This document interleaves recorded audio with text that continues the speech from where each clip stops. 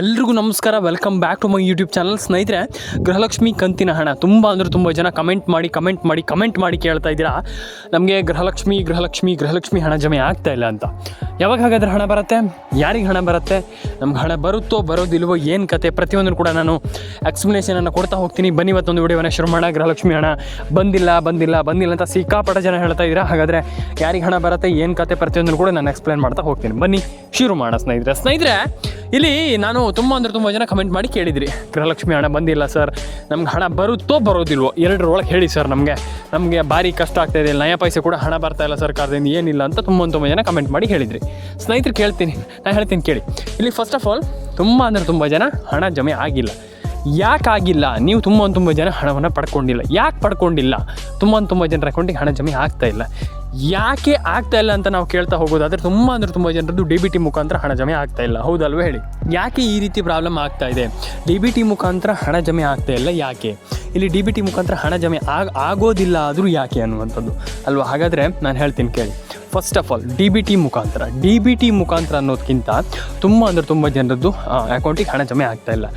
DBT ಅಂದರೆ direct bank transfer ಅಂದರೆ ಇಲ್ಲಿ ತುಂಬ ಜನರ ಅಕೌಂಟಿಗೆ ಹಣ ಜಮೆ ಆಗ್ತಾ ಇಲ್ಲ. ಯಾಕೆ? ಕಾರಣ ಆದರೂ ಇದೆಯಾ ಅಥವಾ ಕಾರಣ ಇಲ್ವಾ? ಅಥವಾ ತುಂಬ ಜನ ಕಮೆಂಟ್ ಮೇಲೆ ಕಮೆಂಟ್ ಮಾಡ್ತಾ ಇದ್ದೀರಾ, ಹಣ ಜಮೆ ಆಗ್ತಾ ಇಲ್ಲ, ನಮ್ಗೆ ಹಣ ಬೇಕು ಸರ್, ಏನು ಬೇಕಾರಾಗಲಿ ನಾನು ಹಣ ಪಡ್ಕೊಳ್ಬೇಕು. ಇದು ತುಂಬ ಜನರ ಕ್ವಶನ್. ನಾನು ಹೇಳ್ತೀನಿ ಕೇಳಿ. ನೀವು ಹೇಗೆ ಹಣವನ್ನು ಪಡ್ಕೊಳ್ಳುವಂಥದ್ದು, ನೀವು ಹಣವನ್ನು ಪಡ್ಕೊಳ್ಳಿಕ್ಕೆ ಸಾಧ್ಯ ಇದೆಯಾ ಇಲ್ವಾ, ಯಾರಿಗೆ ಹಣ ಬರುತ್ತೆ ಬರಲ್ಲ, ಏನು ಕತೆ, ಪ್ರತಿಯೊಂದು ಕೂಡ ನಾನು ಹೇಳ್ತೀನಿ. ಸ್ನೇಹಿತರೆ, DBT ಮುಖಾಂತರ ತುಂಬ ಜನರಿಗೆ ಹಣ ಜಮೆ ಆಗ್ತಾ ಇಲ್ಲ. ಒಂದಿಷ್ಟು ಜನರಿಗೆ ಆಗ್ಬೋದು, ಒಂದಿಷ್ಟು ಜನರಿಗೆ ಆಗದೇನೂ ಇರ್ಬೋದು. ಆದರೆ ಎಲ್ಲೋ ಒಂದಿಷ್ಟು ಜನ ಹಣವನ್ನು ಪಡ್ಕೊಳ್ತಾ ಇಲ್ಲ, ಒಂದಿಷ್ಟು ಜನ ಹಣವನ್ನು ಪಡ್ಕೊಳ್ತಾ ಇದ್ದೀರಾ. ಇದು ರಿಯಾಲಿಟಿ. ನಾನು ಹೇಳುವಂಥದ್ದು ತುಂಬ ಜನ ಇಲ್ಲಿ ಹಣವನ್ನು ಪಡ್ಕೊಳ್ತಾ ಇಲ್ಲ ಡಾಕ್ಯುಮೆಂಟ್ಸ್ನ ಕಾರಣದಿಂದ. ಹೌದು, ತುಂಬ ಜನರಿಗೆ ನಾನೀಗ ಡಾಕ್ಯುಮೆಂಟ್ಸ್ ಅಂತಂದಾಗ ಶಾಕ್ ಆಗುತ್ತೆ.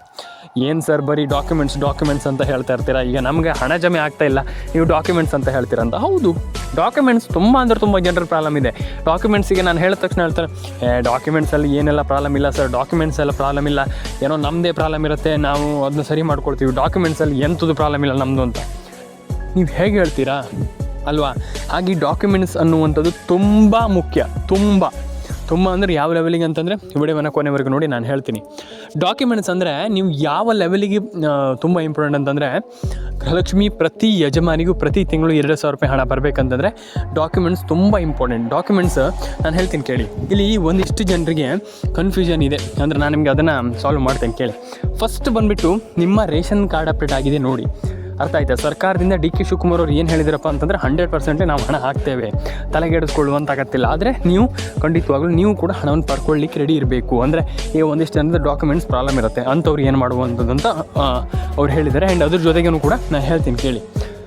ಫಸ್ಟ್ ಬಂದುಬಿಟ್ಟು ನಿಮ್ಮ ಡಾಕ್ಯುಮೆಂಟ್ಸ್ ಕರೆಕ್ಟ್ ಇಲ್ಲ ಅಂತಂದರೆ ಏನು ಮಾಡಬೇಕು? ಸರಿ ಹೆಂಗೆ ಮಾಡೋದು ನಾನು ಹೇಳ್ತೀನಿ ಕೇಳಿ. ಸಿಂಪಲಾಗಿ ಹೇಳ್ತೀನಿ ಕೇಳಿ.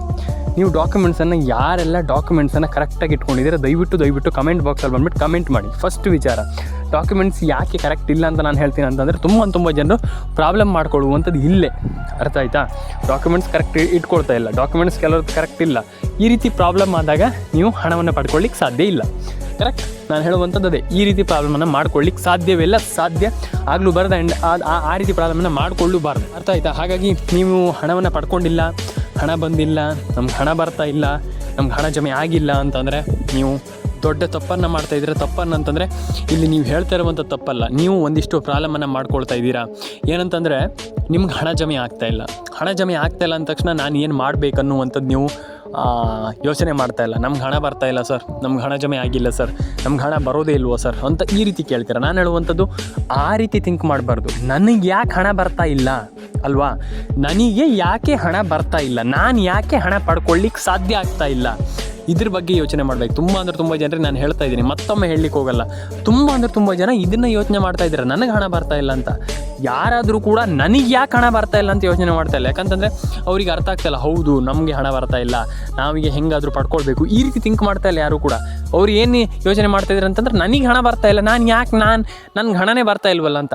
ಆ ರೀತಿ ಅಲ್ಲ, ನಾನು ಹಣ ಪಡ್ಕೊಳ್ಬೇಕು, ನನಗೆ ಹಣ ಬರಬೇಕು, ನನಗೆ ಯಾಕೆ ಹಣ ಬರ್ತಾ ಇಲ್ಲ, ಇದ್ರ ಬಗ್ಗೆ ಯೋಚನೆ ಮಾಡಬೇಕಾಗ್ತದೆ.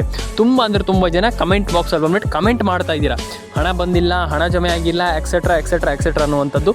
ಎಲ್ರಿಗೂ ಹೇಳ್ತೀನಿ ಕೇಳಿ, ತಲೆ ಕೆಡಿಸ್ಕೊಳ್ಳಿಕ್ಕೆ ಹೋಗ್ಬೇಡಿ. ಕಮೆಂಟ್ ಬಾಕ್ಸಲ್ಲಿ ಬಂದ್ಬಿಟ್ಟು ಕಮೆಂಟ್ ಮಾಡಿ, ನಿಮ್ಮ ಊರು ಯಾವುದು, ನಿಮ್ಮ ಹೆಸರು ಯಾವುದು, ನಿಮ್ಮ ಒಂದು ಜಿಲ್ಲೆ ಯಾವುದು, ಏನು ಕತೆ ಎಲ್ಲದನ್ನೂ ಕೂಡ ತಿಳಿಸ್ಕೊಡಿ. ಯಾಕಂತಂದರೆ ಈಗ ಸರ್ಕಾರ ಏನೋ ನಮ್ಗೆ ಹಣ ಹಾಕ್ತೀವಿ ಹಿಂಗೆ ಅಂದಾಗ ತುಂಬ ಜನರಿಗೆ ಅನಿಸಿರುತ್ತೆ, ಸುಳ್ಳು ಬಿಡುಗರು ಎಂತ ಮತ್ತೇನು ಹಾಕೋದಿಲ್ವಾ, ನಮಗಿಲ್ಲಿ ನಯ ಪೈಸೆ ಕೂಡ ಜಮೆ ಆಗ್ತಾಯಿಲ್ಲ, ಏನಿಲ್ಲ ಸರ್ಕಾರ ಹಣ ಹಾಕ್ತಾರಂತೆ ಅಂತ ತುಂಬ ಜನ ಕಮೆಂಟ್ ಮಾಡ್ತಾರೆ. ಓಕೆ, ತಪ್ಪಲ್ಲ, ನಾನು ತಪ್ಪು ಅಂತ ನಾನು ಹೇಳ್ತಾ ಇಲ್ಲ. ಆದರೆ ಒಂದಿಷ್ಟು ಜನ ಕಮೆಂಟ್ ಮಾಡ್ತಾರಂತಂದರೆ ನಾನು ಹೇಳುವಂಥದ್ದು, ಸರ್ಕಾರ ಇಲ್ಲಿ ಯಾಕೆ ಹಣ ಹಾಕ್ತಾ ಇಲ್ಲ, ಈಗ ಕಮೆಂಟ್ ಮಾಡಿಯೇ ಸರ್ಕಾರ ಹಣ ಹಾಕುವಂಥದ್ದಂತಲ್ಲ. ಆದರೆ ತುಂಬ ಜನ ಕಮೆಂಟ್ ಮಾಡಿದರೂ ಕೂಡ ಹಣ ಹಾಕ್ತಾ ಇಲ್ಲ ಅಲ್ವಾ, ಇದು ದೊಡ್ಡ ಪ್ರಾಬ್ಲಮ್ ಆಗಿ ಕಾಣ್ತಾ ಇದೆ. ಆ್ಯಂಡ್ ಅದ್ರ ಜೊತೆಗೇ ಒಂದಿಷ್ಟು ಜನರಿಗೆ ಪ್ರಾಬ್ಲಮ್ ಆಗ್ತಾ ಇದೆ. ಹಾಗಾಗಿ ನಾನು ಹೇಳುವಂಥದ್ದು ಏನಂತಂದರೆ, ತಲೆಗೆಡಿಸ್ಕೊಳ್ಳಿಕ್ಕೆ ಹೋಗ್ಬೇಡಿ. ಈಗ ನಿಮ್ಗೆ ಹಣ ಹಾಕಿಲ್ಲ ಅಂದ ತಕ್ಷಣ ಏನೋ ತಲೆ ಕೆಡಿಸ್ಕೊಳ್ಳುವಂಥ ಅಗತ್ಯ. ನೀವು ಥಿಂಕ್ ಮಾಡಬೇಕು, ನನಗೆ ಯಾಕೆ ಹಣ ಬರ್ತಾ ಇಲ್ಲ, ನಾನು ಯಾಕೆ ಹಣ ಪಡ್ಕೊಳ್ತಾ ಇಲ್ಲ, ನಾನು ಈ ಒಂದು ಯೋಜನೆಯಲ್ಲಿ ಯಾಕೆ ಹಣ ಪಡ್ಕೊಳ್ತಾ ಇಲ್ಲ ಅಲ್ವಾ. ಹಾಗಾಗಿ ಅದನ್ನು ನಾವು ಯೋಚನೆ ಮಾಡಬೇಕಾಗ್ತದೆ. ತುಂಬ ಜನ ಯೋಚನೆ ಮಾಡ್ತಾರೆ, ತಪ್ಪಲ್ಲ.